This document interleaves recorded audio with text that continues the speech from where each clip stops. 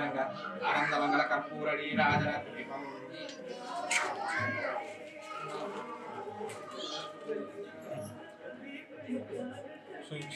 ఓం హిరణ్యవాత్రం మద పూర్ణం దధాతే మదద్యోదానే దేగదా బ్రహ్మణ భారతే ఏకదైవ యజమాన ఆయుస్తేజో రాజు గంధ ఆజంభోజం ద్వారాజం రాజం వారమే సంరాజ్యం మహారాజమ ఆదివద్యమయం ఆనంద మంగళ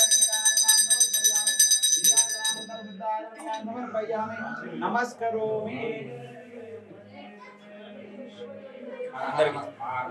बोल बम भोलेनाथ भगवान की जय भवानी सांब सदा शिव भगवान की जय जय मंगलो जय हर नमः पार्वती पतये शिव हर हर महादेव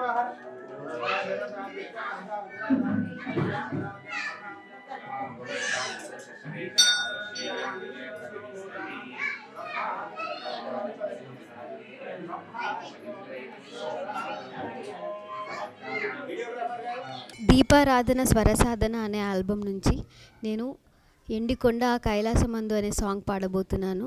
రచించింది జడల రమేష్ గారు, పాడింది నేను. మ్యూజిక్ డైరెక్టర్ కూడా జడల రమేష్ గారు. ఎండికొండ కైలాసమందు ఓ శివుడా ఏడ దాగున్నవయ్యా కంటికే కనరావు శంకరుడా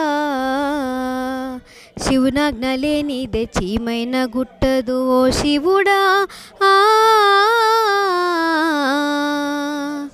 ఏడ దాగున్నవయ్యా కంటికే కనరావు శంకరుడా నమ శివాయ ఓం నమ శివాయ నమ శివాయ ఓం నమ శివాయ ఎగుడు దిగుడు మూడు కన్నులున్నా గాని ఎందుకు నిన్నే చూడాలని ఉంది బిచ్చమెత్తుకు తిరిగే జంగముడివైనా నిత్యం నిన్నే కొలవాలని ఉంది ఒంటి నిండా బూడిదున్నా గాని కంటికింపుగా కనబడతావంట కట్టుబట్టలేని పేదోడివైనా ఎట్ట ఏలుతున్నో ఈ జగమంతా తల్లి తండ్రులెవరో తెలియని భోలా శంకరుడా మాకు తల్లి తండ్రి నీవైనావయ్యా ఈశ్వరుడా నమ శివాయ ఓం నమ శివాయ నమ శివాయ ఓం నమ శివాయ 12 జ్యోతిర్లింగాలలోన కొలువు దీరి జగతి నేలుతున్నావు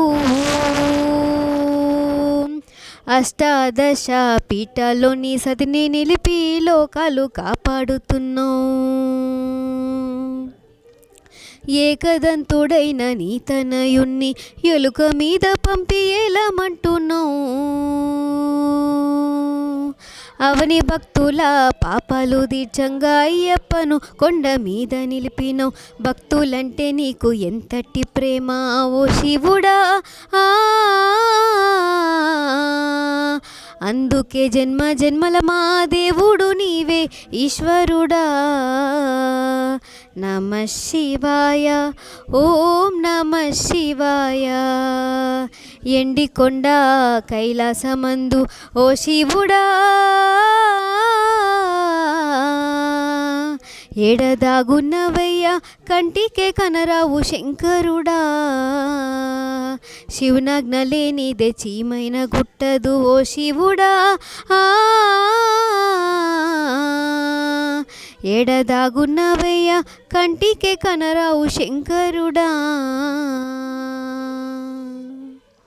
అందరికీ శివరాత్రి శుభాకాంక్షలు. మహాశివరాత్రి అనగానే అందరూ కూడా శివుడికి ప్రత్యేకంగా పూజలు, అభిషేకాలు, అర్చనలు, జాగరణలు, ఉపవాసాలు అన్నీ కూడా చేస్తూ ఉంటారు. మరి ఈ చరాచర జగత్తంతా కూడా ఆయనలో అనగా శివునిలో సృష్టింపబడి శివునిలో లీనమై శివునిలోనే ఈ యొక్క జగత్తంతా కూడా తిరుగుతూ ఉన్నటువంటి ఈ యొక్క చరాచర జగత్తంతా కూడా. కాబట్టి ఈ యొక్క చరాచర జగత్తులో ఉన్నటువంటి ప్రతి ఒక్కరూ కూడా ఈ శివరాత్రి రోజే ఆ యొక్క లింగముగా స్వామివారు ఉద్భవించారు, ఆ అగ్నిలింగంగా స్వామివారు ఉద్భవించారు. కాబట్టి ఆ స్వామివారికి ఆ యొక్క వేడిని తగ్గడానికి ఆ స్వామివారికి అభిషేకిస్తాం.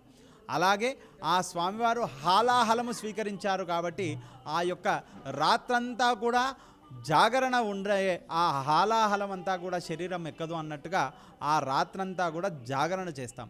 అలాంటి రోజు ఆ స్వామివారికి ప్రత్యేకంగా ఉపవాసము అనంటే అందరూ కూడా భోజనం చేయొద్దు లేదా టిఫిన్స్ చేయొద్దు అని అనుకుంటారు. అది కాదు. ఉపవాసం అంటే ఆ యొక్క భగవంతుడికి దగ్గరగా ఉండడం. అంటే ఆ స్వామివారికి అంటే దగ్గరగా, వాసం అంటే ఉండడం, నియమంగా ఉండడం. ఉపవాసం ఆ స్వామివారికి దగ్గరగా ఉండి ఆ స్వామివారి నామస్మరణ చేస్తూ, అలాగే ఉపవాసంలో ఒక నియమం కూడా ఏంటంటే శివరాత్రి రోజు ఎవరు కూడా అన్న ఆహారాలు వండినటువంటిది ఏది కూడా తినకుంటే ఉత్తమం. కాబట్టి పండ్లు పాలను మాత్రమే స్వీకరించి ఉంటే చాలా ఉత్తమం. అందులో వృద్ధులు కానీ లేదా గర్భిణీ స్త్రీలు కానీ పిల్లలు కానీ వారు చేయాల్సినటువంటి అవసరం లేదు.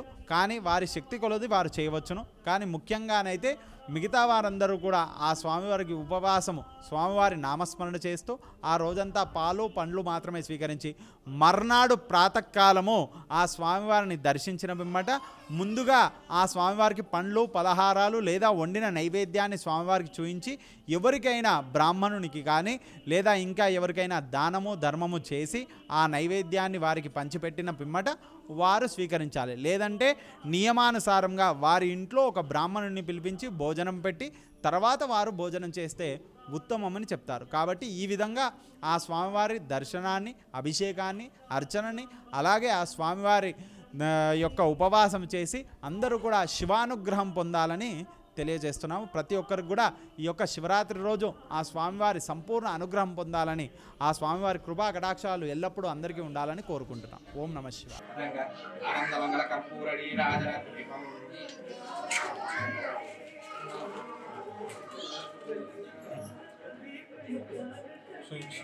ఓం హిరణ్యవాత్ బ్రహ్మదో పూర్ణం దధాతి మదద్యోదానే దేగదా బ్రహ్మణో భారతే ఏకదైవ యజమాన ఆయుస్తేజో రాధిగంధ ఆజంభోజం ద్వారా జంగరాజం వారమే సంరాజ్యం మహారాజమ ఆదివద్యమయం ఆనందమంగళనీయామి